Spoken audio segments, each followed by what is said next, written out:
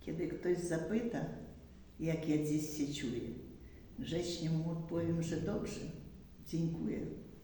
To, że mam artretyzm, to jeszcze nie wszystko.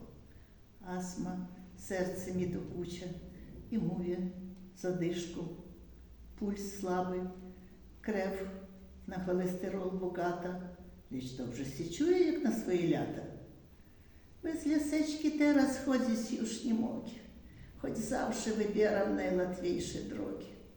W nocy przez bezsenność bardzo się morduję, ale przyjdzie ranek, znów się dobrze czuję. Mam zawroty głowy, pamięć z figli plata, lecz dobrze się czuję, jak na swoje lata. Z wierszyka mojego ten sens wychodzi, że kiedy starość i niemoc przychodzi, to lepiej się zgodzić ze ściekaniem kości i nie opowiadać nikomu o swojej słabości. Powiadają, starość jest okresem złotym. Kiedy spać się kładę, zawsze myśli o tym.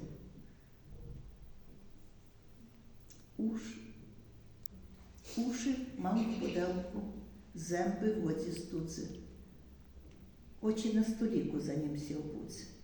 Jeszcze przed zasnęciem tam mnie myśl nutruje, czy to wszystkie części, które się wyjmują. Za czasów młodości, mówię bez przesady, Latwie byli biegi, sklony i przysiady. W średnim wieku jeszcze tyle sił zostało, żeby bez zmęczenia przetańczyć noc całą.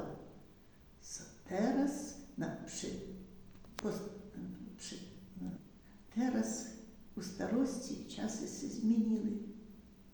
Spacerkiem do sklepu, z powrotem po siły. Dobra rada dla tych, którzy się starzeją. Niech zacisną zęby i z życia się śmieją. Kiedy rano wstaną, części pozbierają. Niech rubryki zgonów presy przeczytają. Jeśli ich nazwiska tam nie figurują, to znaczy, że zdrowi i dobrze się czują.